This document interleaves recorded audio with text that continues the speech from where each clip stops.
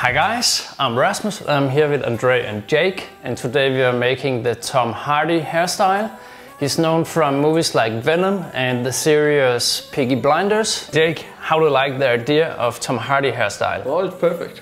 I like it very much. Okay. Could be very nice. Yeah. Amazing. So Andre, is it something you're up for? Of course I am. You can cut it? I can do. Okay, let's go. We've said our goodbyes, but we won't go home just yet. You got your head down, just like when we first met. I can't believe it's ending. Why did we fuck it up? So stupid and upsetting. How can I give you up?